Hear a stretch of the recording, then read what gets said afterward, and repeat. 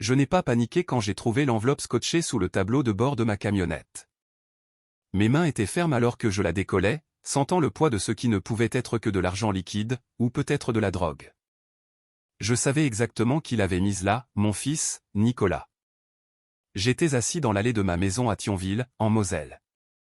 Le vent de novembre faisait vibrer les vitres du véhicule, et j'ai pris une décision qui allait tout changer. J'ai retiré l'enveloppe avec précaution, j'ai traversé la cour de gravier jusqu'à l'endroit où la Renault Mégane de Nicolas était garée, et je l'ai placée dans sa boîte à gants. Ensuite, je suis rentré, je me suis versé un café et j'ai attendu. 23 minutes plus tard, j'ai entendu les sirènes. Laissez-moi revenir en arrière. Je m'appelle Jean-Pierre et j'ai 64 ans. J'ai passé 37 ans à l'entretien dans une usine sidérurgique près de Metz avant de prendre ma retraite. Ma femme, Françoise, est décédée il y a 4 ans d'un cancer. Nous avons élevé 2 enfants dans un pavillon modeste, économisé chaque centime, et nous avons réussi à payer leurs études supérieures pour qu'ils n'aient pas de dettes. C'était notre cadeau, notre héritage. Nicolas est mon cadet. Il a 39 ans aujourd'hui, il est marié à une femme nommée Céline qui travaille comme déléguée pharmaceutique. Ils ont une fille de 7 ans, ma petite fille, Léa. Pendant des années, j'ai cru connaître mon fils. Je pensais comprendre l'homme qu'il était devenu. Je me trompais. Tout a commencé il y a 3 mois.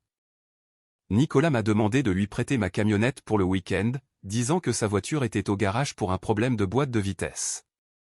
Je n'y ai pas réfléchi à 2 fois. Il l'avait déjà emprunté pour transporter des meubles de chez Ikea ou des matériaux pour un projet de bricolage. Je lui ai donné les clés en lui disant de faire le plein en revenant. Quand il me l'a rendu le dimanche soir, quelque chose sonnait faux. Nicolas était nerveux, vérifiant son téléphone toutes les 30 secondes. Quand j'ai demandé si tout allait bien, il m'a répondu sèchement « Oui papa, tout va bien, pourquoi ça n'irait pas ?» Puis il s'est vite excusé, prétextant que le travail le stressait, et il est parti. Le lendemain matin, j'ai trouvé un petit sachet en plastique coincé entre le siège conducteur et la console centrale. Il était vide, mais il restait ce résidu distinctif, cette odeur chimique. J'avais vécu assez longtemps pour savoir ce que c'était. Mon cœur a sombré. Je me suis dit que ça pouvait appartenir à n'importe qui, peut-être quelqu'un de l'usine qui aurait utilisé mon véhicule sans que je m'en aperçoive, mais au fond de moi, je savais. La deuxième fois que Nicolas a emprunté la camionnette, c'était 6 semaines plus tard. Il m'a appelé un mardi soir, disant que sa voiture faisait encore des siennes, et a demandé s'il pouvait utiliser le fourgon mercredi matin pour une course rapide. J'ai dit oui. Je disais toujours oui à mon fils. Cette fois, j'ai fait attention. Quand il l'a ramené l'après-midi, je l'ai observé depuis la fenêtre du salon. Il est resté assis sur le siège conducteur pendant presque 5 minutes après s'être garé, parlant au téléphone, regardant nerveusement autour de lui. Quand il est enfin entré, il transpirait malgré la fraîcheur d'octobre. « Merci papa, tu me sauves la vie », a-t-il dit en me tendant les clés. « Quand tu veux mon fils, la famille c'est fait pour ça. » Il m'a pris dans ses bras. Mon petit m'a serré contre lui et je sentais qu'il tremblait. Après son départ, je suis sorti vers la camionnette avec une lampe torche. J'ai fouillé partout. Sous les sièges, dans la boîte à gants, derrière les pare-soleils, rien. J'étais sur le point d'abandonner quand j'ai remarqué que la moquette près des pédales était légèrement soulevée. Je l'ai tirée et j'ai trouvé un téléphone. Pas un smartphone, un de ces vieux téléphones prépayés jetables qu'on achète dans n'importe quel bureau de tabac. Je l'ai allumé. Il y avait des dizaines de messages, tous codés. Des numéros, des adresses à Nancy et au Luxembourg, des horaires. Un message m'a glacé le sang, la camionnette du vieux est parfaite, personne ne contrôle un grand-père. Je suis resté assis dans ce véhicule pendant 1 heure à tout lire. Mon fils utilisait mon véhicule pour transporter de la drogue. Le petit à qui j'avais appris à faire du vélo, le gamin qui avait pleuré quand on avait dû piquer notre chien Barnabé, le jeune homme que j'avais applaudi à sa remise de diplôme, était un trafiquant, et il m'utilisait comme couverture. Je ne l'ai pas affronté tout de suite. J'avais besoin de comprendre toute l'ampleur du problème. J'ai remis le téléphone exactement là où je l'avais trouvé, lissé la moquette et je suis rentré. J'ai à peine dormi cette nuit-là. La voix de Françoise résonnait dans ma tête. Quelque chose qu'elle avait dit quand les enfants étaient adolescents et s'était fait prendre à sortir en douce, la confiance se gagne 2 fois, une fois quand ils sont honnêtes, et une seconde fois quand ils réparent leurs erreurs après avoir menti. Nicolas n'avait pas été honnête, mais j'allais lui donner une chance de réparer ça. Le lendemain matin, je l'ai appelé. Nicolas, j'ai besoin de te parler de quelque chose d'important. Tu peux passer à la maison ce week-end? Il y a eu un silence. Bien sûr papa. Tout va bien? On en parlera samedi. Samedi est arrivé. Nicolas est venu seul. Il a dit que Céline avait emmené Léa chez ses parents à Metz-Plage. Nous nous sommes assis dans la cuisine, la même cuisine où Françoise préparait des crêpes tous les dimanches matins, où nous aidions les enfants pour leurs devoirs, où nous fêtions les anniversaires et tous ces petits moments qui font une vie. J'ai trouvé quelque chose dans ma camionnette, ai-je dit. Son visage est devenu livide. Qu'est-ce que tu veux dire? J'ai fait glisser le téléphone jetable sur la table. Sa main s'est avancée comme pour le saisir, puis s'est arrêtée en plein vol. Il m'a regardé avec des yeux que je ne reconnaissais pas. Il y avait du calcul, pesant les options, décidant s'il devait mentir ou dire la vérité. Papa, je peux expliquer. Alors explique. Et il l'a fait, plus ou moins. Il m'a dit qu'il s'était lié avec des gens à Nancy, qu'il devait de l'argent à cause d'un investissement qui avait mal tourné. Il a dit que ces gens lui avaient proposé un moyen de rembourser. Il a juré que c'était juste quelques trajets, juste assez pour éponger sa dette. Il a dit que c'était fini maintenant. Chaque mot était un mensonge. Je le voyais à sa façon de fuir mon regard, à la manière dont son histoire changeait de détails. Quand j'ai demandé combien il devait, il a dit 20 000 euros, puis 30 000, puis il a dit qu'il n'était pas sûr. Nicolas, ai-je dit calmement, tu t'es servi de moi. Tu m'as mis en danger. Si les gendarmes t'avaient arrêté, c'est ma camionnette, mon nom sur la carte grise. J'aurais pu tout perdre. Je sais papa. Je suis désolé. Je ne réfléchissais pas. Et Léa? Qu'est-ce qui arrive à ta fille quand tout ça te rattrapera? Il s'est mis à pleurer. Mon fils, presque 40 ans, sanglotant à ma table de cuisine comme s'il en avait 7 et qu'il avait cassé un objet précieux. J'ai tout gâché, a-t-il dit. Je ne sais pas comment réparer ça. Je voulais le réconforter. Chaque instinct de père me poussait à le prendre dans mes bras et à lui dire qu'on trouverait une solution ensemble. Mais quelque chose m'a arrêté. C'était peut-être le souvenir de ce téléphone, de ces messages qui parlaient de mon véhicule comme d'un simple outil. C'était peut-être l'idée de la petite Léa grandissant avec un père en prison, ou pire. Nicolas, tu dois arrêter aujourd'hui. Tout de suite. Peu importe dans quoi tu es trempé, tu décroches. Je ne peux pas papa. Ce n'est pas le genre de personne qu'on quitte comme ça. Alors on va à la gendarmerie. On leur dit tout. On coopère. Ils te protégeront. Son visage a changé. La peur a disparu, remplacée par quelque chose de froid. Je n'irai pas en prison.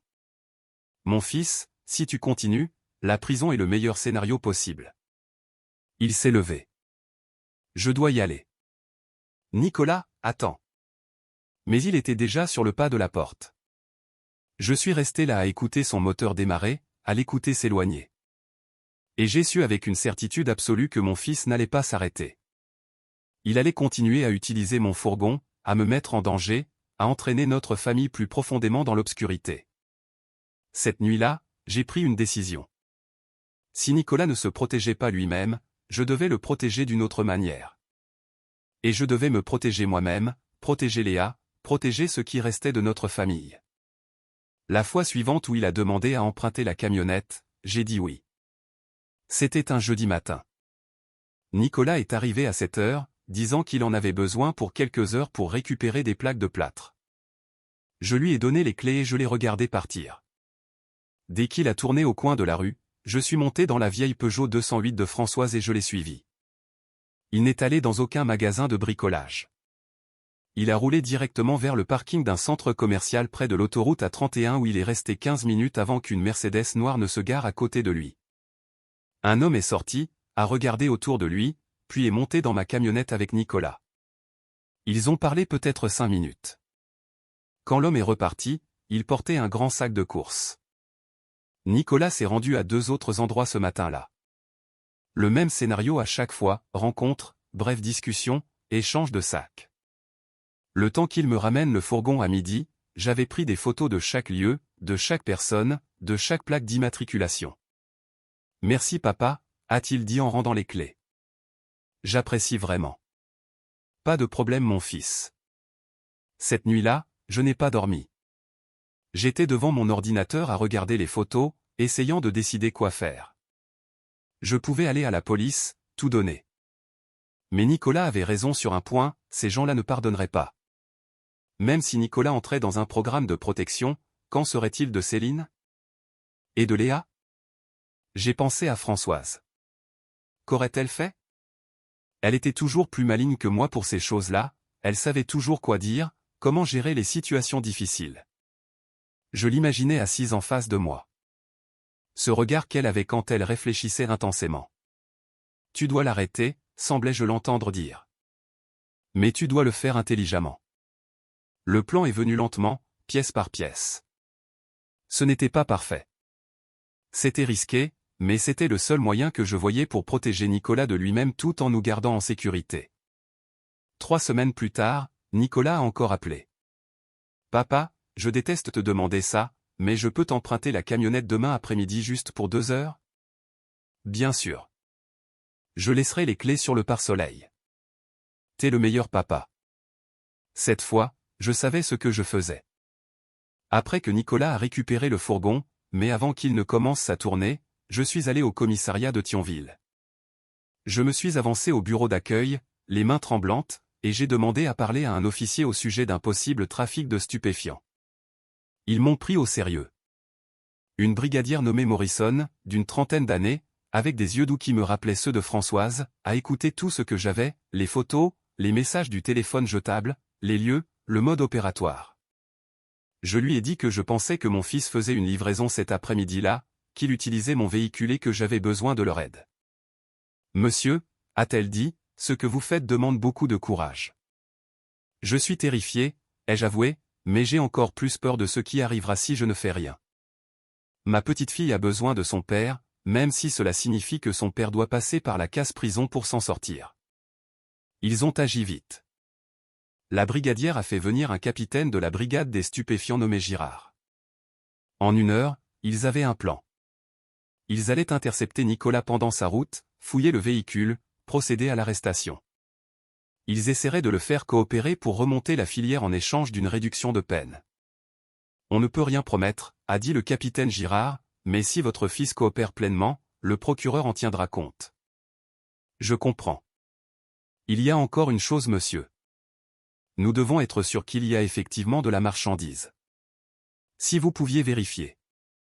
C'est là que je leur ai parlé de l'enveloppe que j'avais trouvée le matin même scotchée sous le tableau de bord. Je l'avais découverte à 6 heures du matin en allant vérifier quelque chose. Cette fois, je ne l'avais pas retirée. J'avais juste pris des photos et j'étais venu directement les voir. Mais je ne leur ai pas tout dit. Je ne leur ai pas parlé de la décision que j'avais prise la veille au soir. La décision que, s'ils allaient fouiller ma camionnette de toute façon, s'ils allaient arrêter mon fils de toute façon, je voulais que cela arrive plus tôt que prévu, avant que Nicolas ne s'enfonce trop, avant qu'il ne puisse plus revenir en arrière. Alors ce matin-là, avant d'aller à la police, j'avais effectivement retiré l'enveloppe et je l'avais placée dans la voiture personnelle de Nicolas, dans la boîte à gants, là où n'importe quel contrôle de routine la trouverait. Puis je suis allé à la police dire que mon fils utilisait ma camionnette. L'opération devait être simple. Il devait suivre Nicolas, attendre son premier arrêt et intervenir. Mais j'avais changé la donne. Quand ils ont passé la plaque de Nicolas dans leur système, une patrouille à Nancy a signalé qu'ils surveillaient déjà ce véhicule pour des soupçons de comportement suspect. 23 minutes après que je sois rentré chez moi, 3 voitures de police ont encerclé la Renault de Nicolas sur le parking d'un supermarché. Ils ont trouvé l'enveloppe dans sa boîte à gants. À l'intérieur, il y avait 40 000 € en liquide et assez de fentanyl pour l'inculper de trafic de stupéfiants. Mon téléphone a sonné 1 heure plus tard. C'était Céline. Jean-Pierre, ils ont arrêté Nicolas. Ils disent qu'il avait de la drogue dans sa voiture. Ils disent que c'est un trafiquant. C'est forcément une erreur. Tu dois l'aider. Où est Léa? Ai-je demandé. Elle est chez ma mère. Jean-Pierre, s'il te plaît, fais quelque chose. Céline, écoute-moi très attentivement. Prends Léa et reste chez tes parents. Ne rentre pas chez toi. Ne parle à personne qui t'appelle, sauf à moi ou à un avocat. Tu comprends? Quoi? Pourquoi Jean-Pierre? Qu'est-ce qui se passe? Fais-moi confiance. Je t'expliquerai tout, mais pour l'instant, mets Léa à l'abri et reste loin de la maison. Il y a eu un long silence, puis elle a murmuré, tu savais. J'ai découvert. J'ai essayé de l'aider à arrêter. Il ne voulait pas. Oh mon Dieu. Oh mon Dieu. Je suis désolé Céline. Je suis tellement désolé. Mais c'était le seul moyen. Elle a raccroché. Je suis resté là, le téléphone à la main, avec l'impression d'avoir poussé mon propre fils d'une falaise, en espérant qu'il y avait un filet en bas. Les 3 jours suivants ont été un cauchemar. La détention provisoire a été ordonnée. Le parquet a argué qu'il y avait un risque de fuite, qu'il avait des liens avec le crime organisé, que la quantité de drogue indiquait un rôle important. Les preuves étaient accablantes. Je suis allé le voir au centre de détention le 4e jour. Ils l'ont amené dans un parloir, menotté. On aurait dit qu'il avait vieilli de 10 ans. Quand il m'a vu à travers la vitre, il a décroché le téléphone. « C'est toi qui as fait ça ?» a-t-il dit. Sa voix était plate. Morte. « C'est toi qui as mis ces produits dans mon véhicule Nicolas. » Ne me mens pas papa. Pas maintenant. Les flics m'ont dit que l'enveloppe qu'ils ont trouvée n'était pas ce qu'ils s'attendaient à trouver. Que leur surveillance disait que tu avais conduit la camionnette ce matin-là, mais la drogue était dans ma propre voiture. Tu l'as déplacée. Tu m'as piégé. J'ai pris une inspiration. Je l'ai trouvée dans mon fourgon. Je l'ai mise dans le tien. Et oui, j'ai appelé la police. Pourquoi? Pourquoi tu m'as fait ça? Parce que je t'aime. Parce que tu es mon fils. Et que je te regardais te détruire. Je ne pouvais pas rester là sans rien faire. Parce que Léa a besoin de son père. Et plus ça durait, plus il était probable qu'elle n'en ait plus jamais. Je vais en prison parce que tu m'aimes? C'est ça ta logique? Tu allais déjà en prison Nicolas. Ce n'était qu'une question de temps. Au moins là, tu as une chance. La police veut que tu coopères. Ils veulent les gens au-dessus de toi. Le capitaine Girard m'a dit que si tu leur donnes des informations, ils s'arrangeront avec le juge. Tu pourrais sortir dans 3 ans au lieu de 10. Et tu as cru que tu avais le droit de prendre cette décision pour moi? Je me suis penché en avant, le regardant droit dans les yeux. Quand tu as utilisé ma camionnette sans ma permission pour transporter de la drogue, tu as fait de moi un complice. Tu as risqué ma liberté, ma maison, tout ce que ta mère et moi avons construit toute notre vie. Tu as pris cette décision sans me demander mon avis. Alors oui, j'ai pris une décision sans te demander le tien. J'ai choisi de me protéger, de protéger Léa, et de te protéger de toi-même de la seule façon possible. Nicolas a violemment raccroché le combiné et s'est éloigné. Le gardien a dû venir le chercher parce qu'il restait debout, le dos tourné, les épaules secouées de sanglots. Je suis resté assis longtemps après qu'il l'ait ramené en cellule. Au cours des 2 mois suivants, les choses ont empiré avant de s'améliorer. Céline a demandé le divorce. Elle a déménagé avec Léa chez ses parents et a obtenu une ordonnance d'éloignement contre Nicolas. Son avocat lui a conseillé d'accepter l'accord proposé. Nicolas a coopéré. Il a tout donné, les noms, les adresses, les filières d'approvisionnement, les réseaux de distribution. Les informations qu'il a fournies ont mené à 17 arrestations, dont 2 personnes que la police traquait depuis des années. Sa peine a été réduite. Il a été condamné à 8 ans, avec une possibilité de libération conditionnelle après 3 ans. Le jour du jugement, il m'a regardé depuis le box des accusés. Je ne pouvais pas lire son expression, colère, tristesse, soulagement, peut-être les 3. Après le procès, le capitaine Girard m'a abordé dans le couloir. « Monsieur, je sais que ça n'a pas été facile. Ce que vous avez fait a sauvé la vie de votre fils.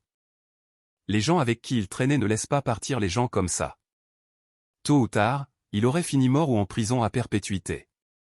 Là, il a un avenir. Est-ce qu'il le voit comme ça ? Un jour, peut-être. Pas maintenant, mais un jour. Je vais voir Nicolas une fois par mois. Il ne m'a pas parlé pendant les 6 premiers mois. Maintenant, il le fait, mais nos conversations sont courtes, superficielles. Il me parle des programmes qu'il suit en prison, du travail qu'il fait à la bibliothèque, des cours de soutien qu'il donne aux autres détenus. Il demande des nouvelles de Léa. Je lui montre des photos sur mon téléphone. Elle a 8 ans maintenant, elle travaille bien à l'école, elle prend des cours de piano. Il ne demande pas de nouvelles de Céline. Ils sont divorcés. Elle sort avec quelqu'un, un instituteur de l'école de Léa. Je l'ai rencontré une fois, il a l'air d'un homme bien. Le mois dernier, quelque chose a changé. Nicolas m'a appelé un mercredi soir, ce n'était pas notre jour habituel. Quand j'ai accepté l'appel en PCV, sa voix était différente. Papa, j'ai beaucoup réfléchi, j'ai fait beaucoup de thérapie ici. Ils ont des programmes pour nous aider à comprendre pourquoi on a fait ces choix. C'est bien mon fils. Je voulais que tu saches. Je comprends pourquoi tu as fait ce que tu as fait. Je ne dis pas que je suis d'accord, mais je comprends. Et ma thérapeute dit que comprendre est la première étape. J'ai senti un poids s'enlever de ma poitrine, un poids que je portais depuis 2 ans. Je suis heureux que tu te fasses aider Nicolas. Je vais être un meilleur père pour Léa. Quand je sortirai, je serai le papa qu'elle mérite. Le papa que tu étais pour moi avant que je bousille tout. Tu as toujours été un bon gamin Nicolas. Tu as fait de mauvais choix, mais ça ne change pas qui tu es au fond. Papa, je peux te demander quelque chose? Tout ce que tu veux. Est-ce que tu penses que maman aurait fait la même chose si elle était encore là? J'ai réfléchi longtemps. Françoise, avec sa force tranquille, sa capacité à rendre les décisions les plus dures évidentes. Oui, ai-je fini par dire, elle aurait fait exactement la même chose. Elle aurait tout fait pour te protéger, même contre toi-même. Il y a eu une longue pause. Alors dis à Léa que je l'aime. Dis-lui que papy Jean-Pierre est le meilleur grand-père du monde et qu'elle doit écouter tout ce qu'il dit. Je le ferai mon fils. Je lui dirai. Maintenant, je vois Léa tous les week-ends. Céline la dépose le samedi matin et la récupère le dimanche soir. On fait des gâteaux, on regarde des films, on fait des puzzles. Elle parle de l'école, de ses copines, de son audition de piano. Elle demande parfois des nouvelles de son papa. Je lui dis la vérité avec les mots qu'une enfant de 8 ans peut comprendre. Je lui dis que son papa a fait des erreurs et qu'il apprend à devenir meilleur. Qu'il l'aime énormément.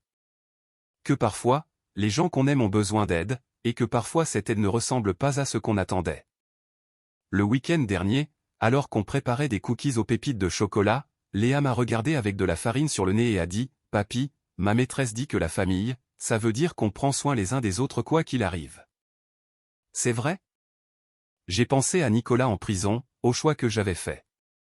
À Céline qui reconstruisait sa vie, à Léa grandissant avec un père derrière les barreaux, à Françoise partie depuis 4 ans mais dont la sagesse me guidait encore. Oui ma puce, c'est vrai.